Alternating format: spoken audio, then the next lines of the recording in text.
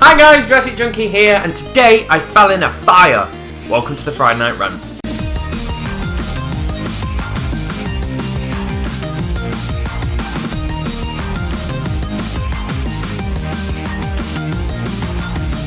So yes, today I thought we've come into the end of the DIY marathon and we've got lots of stuff outside and the majority of it consists of wood, and I thought, you know what, the best thing to do is probably just start a little fire, put it in one of them fire pot things that people have in gardens. So I got that going, nice little blaze, quite happy with it. And I thought, you know, that piece of wood there, it needs to be snapped. So I snapped it and lost balance, fell backwards, hit another piece of wood, fell into the pot, smashed it, flames, me, arse is hurting. No one saw it. Joe's upstairs. I'm running around in the garden trying to put a fire out because it's now caught onto the bush. A very amusing thing that happened, and I wish it was on camera. But all the time I'm just going, please God, make sure the neighbours aren't looking out the window. So yeah, I fell into a pot of fire today, which is awesome. But it don't matter because I've got a beer, and it is Jeremiah Weed. I've had this beer before, but lately I've been drinking lots of vodka, lots of whiskey, mainly because I'm on a low carb diet and it's doing the trick. But this weekend I've got the Xbox Live boys coming down. Every year, I normally say it, they come down and we just get drunk, play games and have a good laugh really. So that time has come again and they shall be coming down on Sunday. So I'll be able to see James Michael Prescott, aka Every Game is the Best Game I've Ever Played. Also Chris Lights Out Lemon, aka I Love BioWare. And also this time we shall be seeing Daniel Papoose Kieran, which actually works for the gaming industry, but I'm not allowed to actually tell you which company he works for. But all I'm going to say is it's not Microsoft and it's not Nintendo. Oh yeah, I forgot, and Kaylee Man-Stealing Kaylee. I said that because I forgot your second name, but it don't matter. To you boys and girls who are coming down on the weekend, and to everyone else on the internet, cheers! Beer, carbs, I love you! Fuck off, I'm going to just enjoy this for a bit. No, not f*** off. We've got lots to talk about. And first of all, I want to apologise that I've missed a few Friday Night Rants, and it is all because DIY, and apparently this is where DIY is that way. But that shall all be in a vlog video, and there's some funny and interesting stuff to show. But anyway, to the gaming stuff, what I want to do is get the Xbox rumours out the way, because they've been churning as always, and there's something I wanted to talk about, and I kind of missed the time to talk about it thanks to the DIY, but I want to just touch it again. And that is, the rumours have come in which practically say we are definitely going to get Blu-ray on the Xbox, which is good. This is something I've always wanted. Mainly just to watch Blu-rays. I don't care that the games come on one disc, because to be fair, PC gamers are used to putting several discs in, do you know what I mean? It's something I've been always with. If we get the option to just have one disc instead of several, that's absolutely awesome, but the main reason I want a Blu-ray is to just play the movies. But then there's this thing which is constantly going on all the time with this, online always. So first of all, when this rumour came out saying that the console has to have online always all the time, I was like, I'm not bothered because my internet connection is on all the time, and I don't find it a problem at all. But that was just me thinking very selfishly just about me. But thinking about it, obviously out in the world, that to me is just a completely stupid idea. Now, One Boogie touched it really well, where he actually says not only is it just about us at home who are actually playing these games, it's for the servicemen and women that are out in the war and they're in the desert, and at the end of the day they come home and they play Madden on a console. But if it's an online always connection and you have no online, therefore you can't play your games, which is just stupid. And I also worked into a place where they gave us a console but it didn't have a connection to the internet, so you wouldn't be able to sit back on your break and play on games. So just that side of things is stupid, let alone the idea of your internet going down, people that don't have very stable internet connections, people that don't even have internet connections. So all this kind of just made me go, you know what, it is a stupid idea and I hope it's a rumour. Now, two things have come out to kind of balance it both ways. Now, the first thing is, one of Microsoft creative directors by the name of Adam Orth, I think it was on Twitter and simply stating that he wants all his devices to be online always. Now, I've got no problem, I don't mind this being online always, but I don't want it to break and stop working if the online connection is severed. But he was saying that everything should be online always, and then somebody simply stated that didn't you learn from obviously Diablo 3 and SimCity? And he says, well, it doesn't matter about obviously the internet breaking down, electricity goes out, and that is true, electricity goes out, and I understand that, but to be fair, my electricity must have gone out once in the last 2 years. In fact, a lot more times because I'm on a pay-up meter, but if it goes out, it's because I forgot to pay it. But the point still stands, electricity goes out very rarely, but the internet goes out quite often. So I think that's thing to say, really. And then somebody just pointed out that where they live has got a stable connection, but the further you go out into the countryside or wherever it is, internet connections become a bit weaker. And then the Microsoft creative director simply tweeted back and said, why would I live there? Which is just, it angered me completely when he said that, because I just thought, one, you've got to be professional, you know what I mean? Even though it's maybe your personal Twitter account, they don't matter. You're talking on behalf of Microsoft when you're talking to fans that are following you, so you've got to be professional all the time. And simply saying something like that, I just thought, one, hopefully you're just drinking a bottle of whiskey and you're not that f***ing arrogant. And two, I was like, I hope he gets sacked. But then some people have done a bit of checking out and find out that he's now resigned from Microsoft, and you don't know if that's been forced or what has happened. But the good thing is he no longer works for Microsoft, which is great. That just proves don't shout your mouth off on Twitter. But that kind of, with him saying that, made me go, ooh, it sounds like this online-only console could be true, because why would he start shouting his mouth off? But at the same time, we have another rumour that's come out now saying that somebody else that works for Microsoft has simply stated that this online always is just bullshit. There will be an option for online always, and what that will simply do is if you activate it, it means that your console has a connection all the time to the internet. So even when it's in standby, it's obviously it's semi-awake, and what it will do is on the Xbox at the moment, if I play Call of Duty, it may say, would you like to play Battlefield, and it gives me a suggestion. Well, the idea of this online always simply means that it will actually go and get me the Battlefield 3 demo, pull it down onto my actual console, and then say, would you like to try this game? It kind of is like one of these. And I think that's an absolutely fantastic idea, because one, I love demos. I think it's one of the best ways to get a little taster, and two, the amount of times that someone's gone, oh, you have to try this demo, and I go and pull it down, it's 2 gig. I'm like, I might do that later. It's probably only going to take me 20-30 minutes to download, but the point is, 20-30 minutes to download.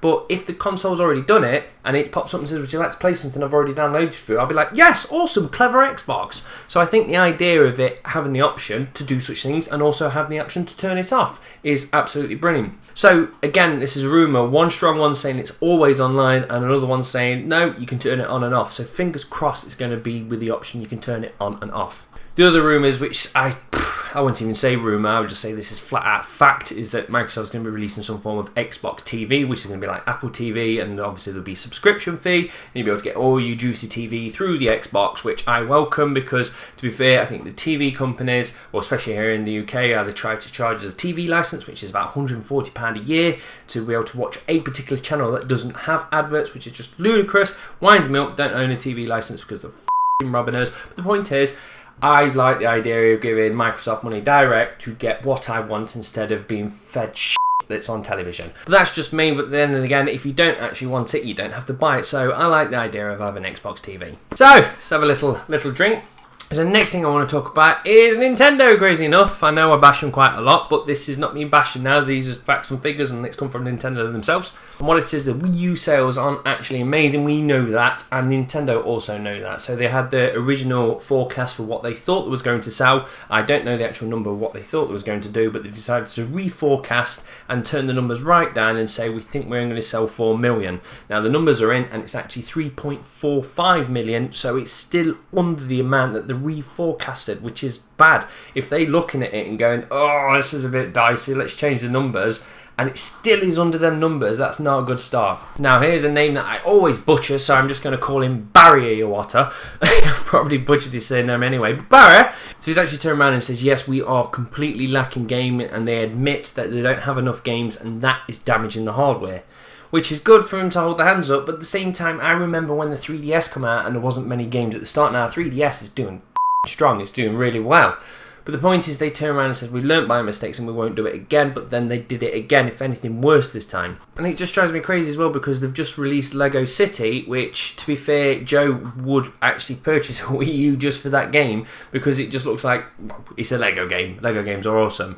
But has no online features, which is crazy. This game, a big Lego City sandbox, would merit beautifully to an online game to be able to do it with friends. But yep, nope, no online features, which I just go, I don't understand your decisions, Nintendo. And the other piece of news about Nintendo is also that they said that they won't actually be doing a conference at E3. And I don't know why my hand's like this for the majority of the episode. You might have not seen it, actually. I've just pointed something out you probably didn't know. But yeah, this year's E3 won't be seeing a Nintendo. They'll still be there doing the Nintendo booths and hands-on, so you get to have a play with the different games, but they won't actually be doing a conference. But now Nintendo have been doing quite a lot of these direct conference lately and actually showing off the stuff as it's actually being revealed, which are kind of good. But I think it's a bad mistake, really, not to have something at E3 because, well, first of all, I understand the decision not to because you're going to have Microsoft and Sony releasing 2 pieces of hardware, and obviously they're going to be chucking out probably a catalogue of games that they're going to be doing it with at the same time.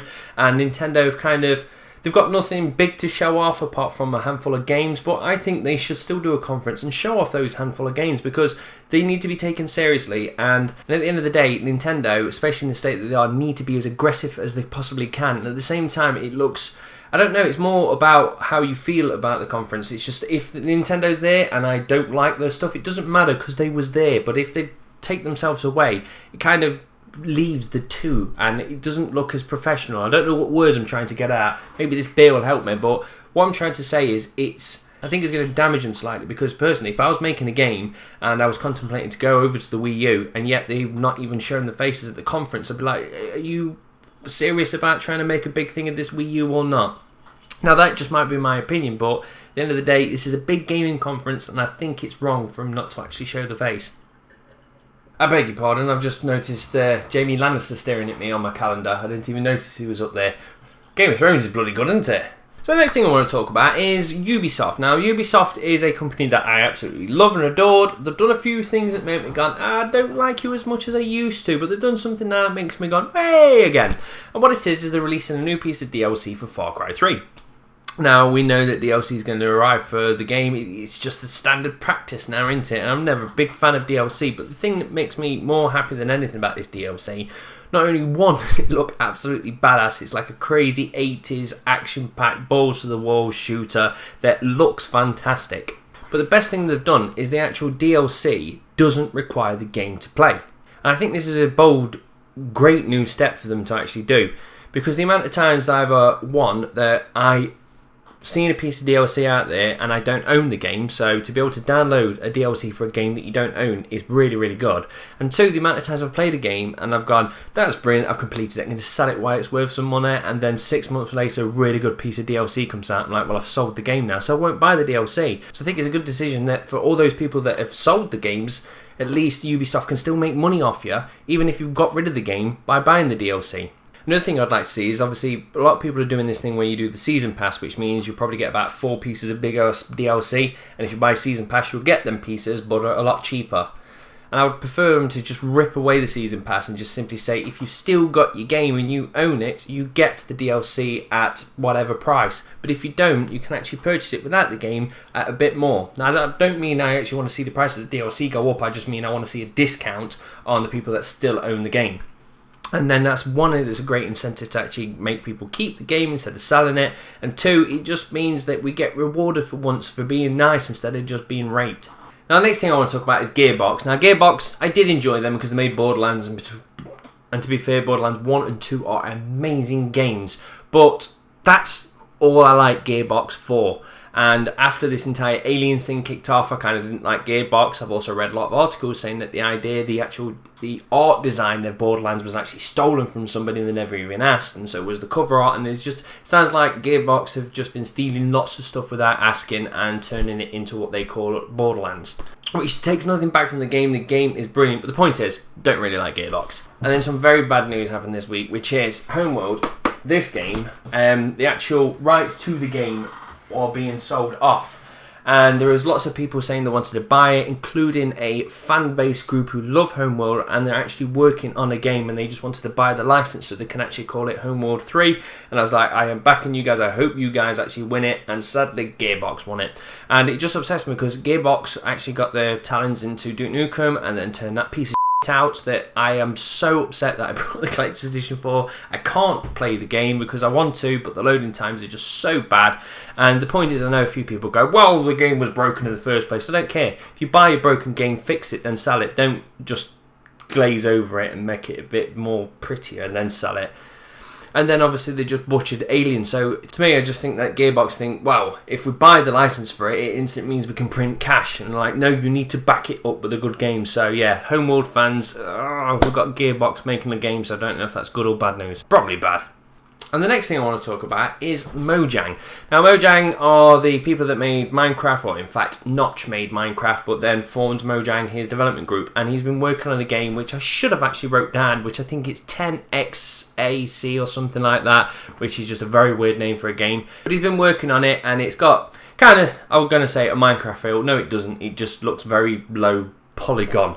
And therefore, it's got that Minecraft charm to it. But the point is, he's been creating this game for a long time, and I've been watching bits of it start to come out, and now he's turned around and said he's actually hit a creative block, and he can't actually go anymore with the game, which I think is good for him to actually admit, I don't feel passionate about this game, something's missing, I need to take a break from it. And I think more developers need to understand that if you don't think that product is tip-top and it's 100%, then don't push with it. So I think that's great news that he's taken a step back. He's also said he's going to bring somebody else in that hopefully can just inject some life into it. But the point is, he can see the product's not what it should be, and he's halted on it. And the same goes for game developers that actually create games and then actually delay it. There's nothing wrong with delaying a game, because if you delay a game, then you come out with this beautiful piece of f***ing craftsmanship. This is an absolutely godlike game, and it was delayed, and then it came out beautiful. And this is what happens if you delay the game. We're not going to be angry. If I was waiting for a particular game and like, oh, we've delayed it even 2 years, I'd be like, oh, damn it, I'm going to have to wait 2 years for it. But I will thank you when I get to play a finished, completed game. So yeah, again, looking at you, Gearbox. And I'll actually say my 2 cents on this week, as well as this thing, because this is, I love, and it's also broke me at the same time, but more about that this week. So that leaves us with the question of the week. So the question of the week is, what game did you actually spend a lot of time looking forward to, and then when you actually played it, it just felt broken or unfinished, like it's just been rushed through the doors and just damaged you completely? Now for me, I've got to say Duke Nukem. I was waiting 12 years for that, and then when it turned up, I just played it and I was like, it had the Duke Nukem charm and the just stupidness, and the online was quite fun, and it was the old style shooting. And I was like, this is great. And then as I progressed more through the game, I was like, I can see where you've just not spent the time to finish this game. And I would have happily taken another year delay on Duke Nukem to have a perfect game than that piece of shit that they delivered. So yes, the question of the week is, what game did you buy hoping it was going to be brilliant and find out it was just a rushed piece of shit? Alright, so that's me done and dusted. I'm going to kick back and drink this. I would say I'm going to play some games, but I'm probably not. I'm just going to take some notes, ready to do some more videos this week, and then get prepared to take in a godlike amount of carbs over the weekend. So, yeah, have a great weekend, guys, and everybody go buy Bioshock. Thanks for watching, guys. Cheers. Bye.